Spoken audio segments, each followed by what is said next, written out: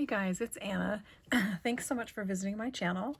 So I wanted to come on and answer a couple questions about the Impression Obsession paper that I shared in a previous video.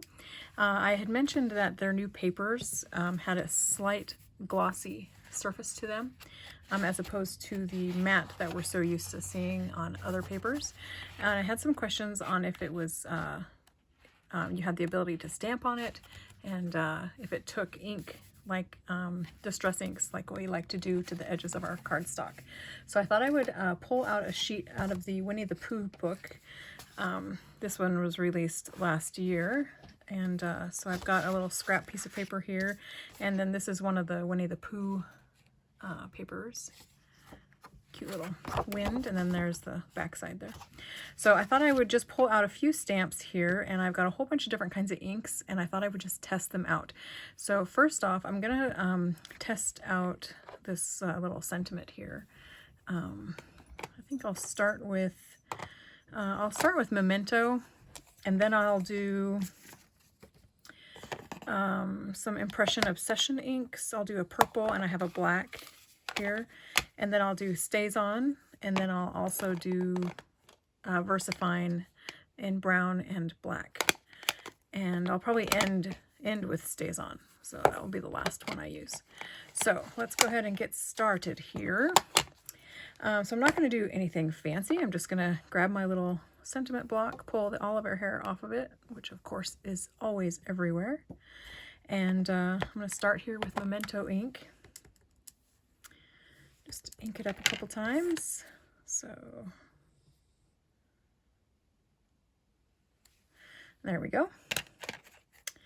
So that's Memento. And I'm going to set these off to the side here just so I can remember what order I'm going in. So I'm going to start with Memento, then I'll do, I've got my little Hero Arts stamp scrubber here as well. I'll do, maybe I'll do purple Impression Obsession ink. This is a hybrid ink.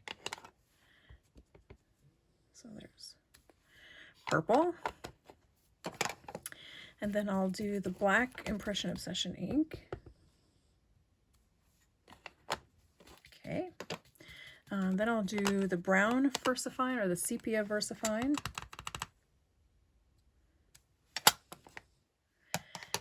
I'll do black VersaFine. And lastly, I'll do my black Stays On. Oh, that lid is awfully hard to get off of there one-handed. Okay, so there we go. We have sentiment stamped on the paper. Cute. Next I'm going to do my little, this is the image that I stamp on the back of my cards typically. So I'm going to go through the same inks and just stamp it out in similar fashion here. So starting with black Memento. Oops, that was my fault. This stamp has a missing corner here, so. So next up is purple Impression Obsession ink.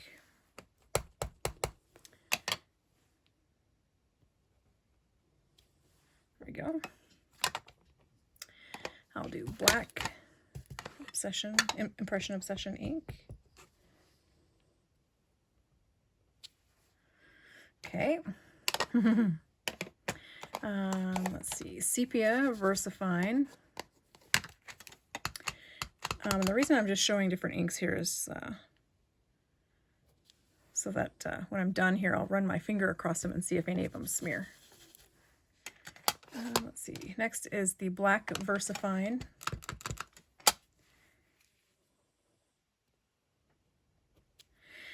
And then I had to leave a little room here for the black Stays On, which is last.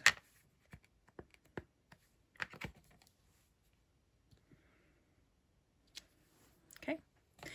Now I have a stamp that has a little opening here. This is an old Stampendous stamp from 2007 called Max the Mouse. and Max on Wheels. Cute. So I'm going to start with Memento again, and I'm just going to stamp him across here as though I was going to maybe cut him out and do like some paper piecing with him.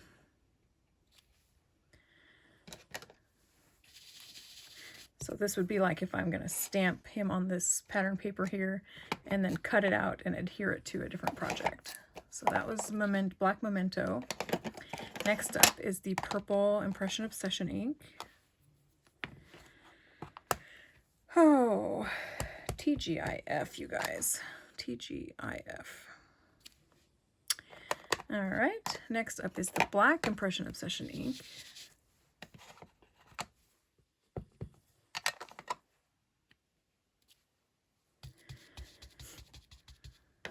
And then we've got the brown Vintage Sepia here, or VersaFine Vintage Sepia. The black VersaFine.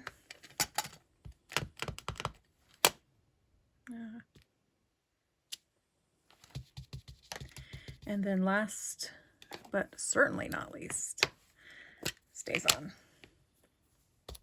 A lot of people don't use StazOn ink because it's a solvent ink. I really like it just because I like the smell. I like the crisp. It's not as black as VersaFine, but I do like the crisp stamping of it. You just have to be careful with your to clean your clear stamps really, really well, because it is a solvent ink and it can actually turn them really hard and brittle over time. Okay, so there's all the inks that I am going to be testing with. So you've seen how long it took me to stamp those. I'm going to go ahead and run my finger.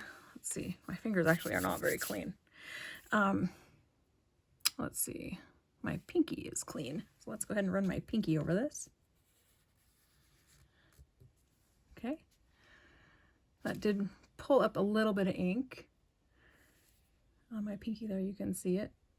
So I'm going to do my ring finger here next.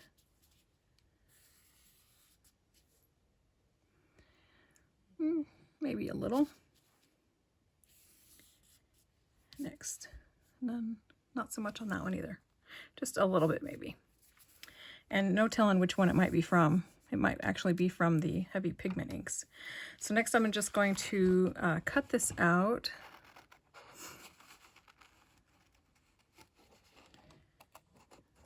Yeah, I don't think I'd have an issue stamping on this and cutting it out to do some fussy cutting or paper piecing.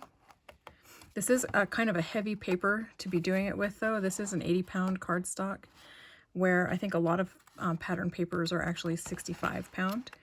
So that's a significant difference. So this is not the friendliest paper to do this fussy cutting with, because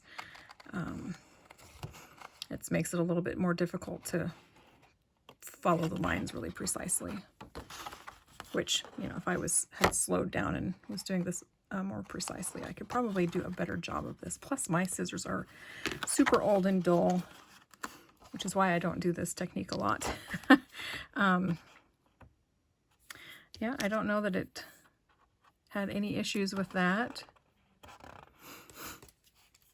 All right, so the last thing I wanted to test is how it takes ink, because I know I like to distress the edges of my paper.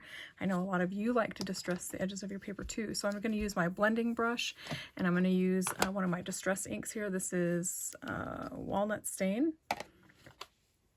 and it's a really old pad, and it's 2004. Probably not the juiciest pad here, so I'll try a couple of them, a couple different inks. All right, so, and I'm just using the same amount of pressure that I would if I was doing any other distressing. You can see it took that just fine. Let me try with my vintage photo ink here. Let's see, here it is. Way down at the bottom of my stack here. This is also from 2004, but I did ink it probably last fall or last summer, but it is not the juiciest pad either. But here is Vintage Photo.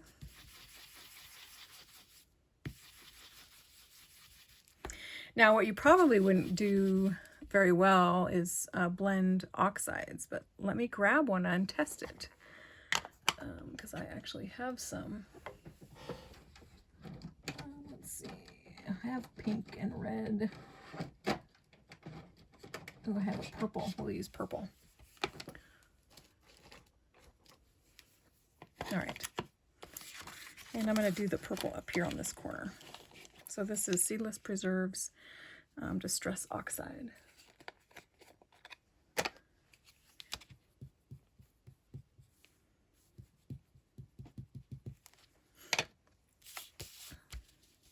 Oh.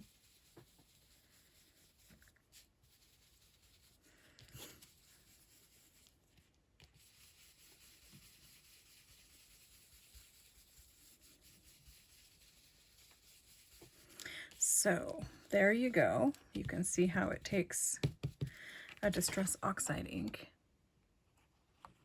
I think because of the whatever glossy surface it has, it almost acts like a little bit of a resist for the oxide ink. But I didn't notice it so much on any of these two. They're maybe not quite as dark as I would get if it was on a, oh, here we go. You can see on a non-glossy cardstock versus the semi-gloss. So you can see the pigment there. But these stamped images turned out just fine, and even colored ink. This brown sepia feels completely smooth. All of them feel completely smooth, actually. So there, and then there's, you can see the tips of my finger. There's a little bit of color there, but there was also some there before I started. So so that's that for you. Now I actually prefer a matte paper. Let me show you an example. So here is a matte piece of pattern paper. There's no gloss to it at all. I actually prefer this. This is also, like I said, a 65 pound, where the Impression Obsession is 80. So I prefer this feel to my paper and this surface to paper, but these will work wonderfully. You can see that I'm able to distress on them. I'm able to do stamping on them with a variety of colors. And I think if you were to stamp a solid image, you might have to do multiple impressions, but I like to do multiple impressions when I'm stamping on this kind of paper as well, regular cardstock or pattern paper as well, just to make sure I get a really nice, good stamp image. And then let me go ahead and test my tracing wheel. And as imagined, or as expected, it works just fine. So there's that. So cute. I have no issues with that. It's strictly just preference. I do prefer this, but I'm happy to use these as well. I think there's lots of fun designs coming out. Lots of companies I've seen releasing paper pads lately have this semi-gloss surface. So I know it's not unique to Impression Obsession. So I think we'll be seeing it, I don't know, maybe more in the near future. Who knows?